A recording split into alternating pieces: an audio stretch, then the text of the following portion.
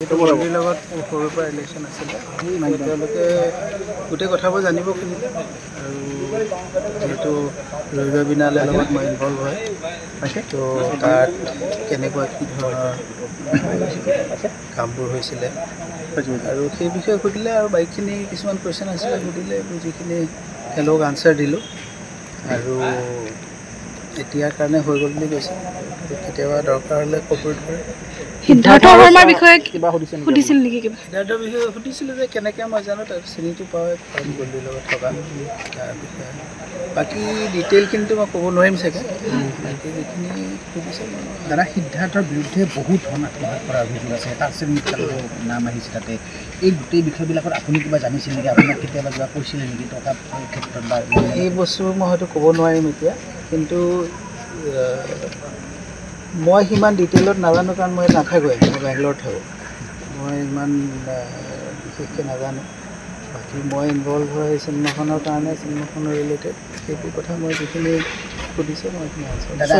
জুবিনদাৰ লগত আপুনি যিহেতু ঘনিষ্ঠ আছিলে জুবিনদাই কেতিয়াবা কিবা তেনেকুৱা কথা কৈছিল নেকি মইতো বহুত কথা হয় কিন্তু এইটো বিষয়ে সিদ্ধাৰ্থৰ বিষয়ে তেনেকুৱা কথা হোৱা নাই বাকী আমাৰ ক্ৰিয়েটিভ লাইনৰ কথাবোৰ হৈ থাকে কি কৰিব আগলৈ কেনেকৈ কি কৰিব চিনেমা ক'ত কৰিব আৰু কেইখন চিনেমা কৰিবলৈ আছে সেইবোৰ বস্তু প্লেনিং হৈ থাকে ক'ৰবাত কেতিয়াবা তেওঁ কষ্ট পোৱা নিচিনা তেনেকুৱা ধৰণৰ কিবা আপোনাৰ তেনেকুৱা নাই কিন্তু আমি অলপ দেখিছোঁ যে অলপ উইকনেছ হৈছিলে লাষ্টৰ সময়ত আৰু মই 2020 চনৰ ইনচিডেণ্টতো আছিলোঁ যিহেতু সেইটো তাত তাৰপিছত তেনেকুৱা একো মানে হেৰি নাই স্পেচিফিক নাই বাকী আমাৰ মেজৰলি ক্ৰিয়েটিভ লাইনৰ কথাবোৰে হৈ থাকে আৰু আমি ঘৰুৱা টাইপৰ এতিয়াতো কোৱা নাই তেনেকুৱা যদি দৰকাৰ হয় ক'ব বুলি কৈছে চিনেমাখনক লৈ কি ক'ব আমাৰ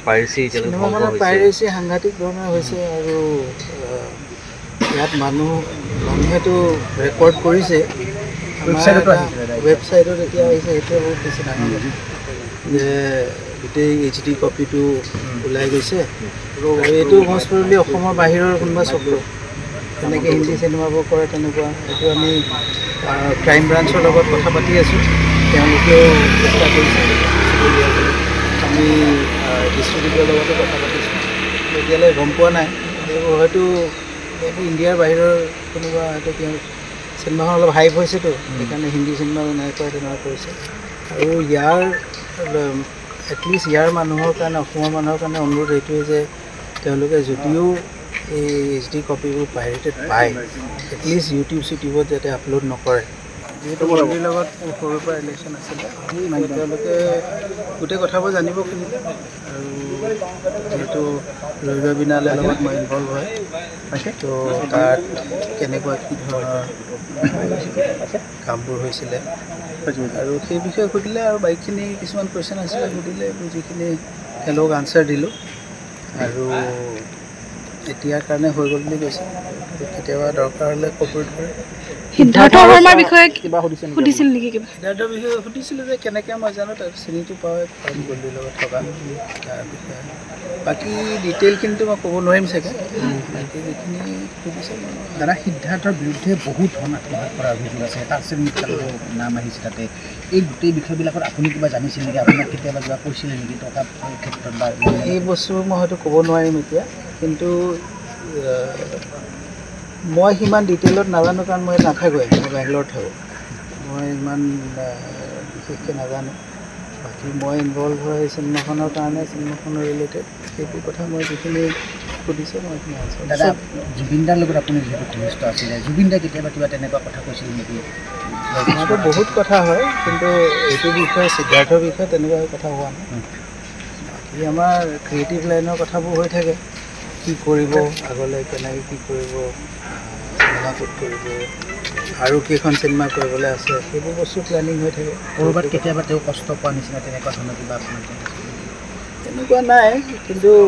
আমি অলপ দেখিছোঁ যে অলপ উইকনেছ হৈছিলে লাষ্টৰ সময়ত আৰু মই 2020 চনৰ ইনচিডেণ্টতো আছিলোঁ যিহেতু সেইটো তাত তাৰপিছত তেনেকুৱা একো মানে হেৰি নাই স্পেচিফিক নাই বাকী আমাৰ মেজৰলি ক্ৰিয়েটিভ লাইনৰ কথাবোৰে হৈ থাকে আৰু আমি ঘৰুৱা টাইপৰ আকৌ মতাৰ আকৌ সম্ভাৱনা মতাৰ সম্ভাৱনা আছে এতিয়াতো কোৱা নাই তেনেকুৱা যদি দৰকাৰ হয় কওঁ বুলি কৈছে চিনেমাখনক লৈ কি ক'ব আমাৰ পাইৰেচি এতিয়ালৈ ধ্বংস চিনেমাখনৰ হৈছে পাইৰেচি সাংঘাতিক ধৰণৰ হৈছে আৰু ইয়াত মানুহেতো ৰেকৰ্ড কৰিছে ৱেবছাইটত এতিয়া আহিছে সেইটোৱে বহুত বেছি ডাঙৰ কথা যে গোটেই HD কপিটো ওলাই গৈছে আৰু এইটো মষ্ট প্ৰবেবলি অসমৰ বাহিৰৰ কোনোবা চক্ৰ তেনেকৈ হিন্দী চিনেমাবোৰ কৰে তেনেকুৱা এইটো আমি ক্ৰাইম ব্ৰাঞ্চৰ লগত কথা পাতি আছোঁ তেওঁলোকেও চেষ্টা কৰিছে আমি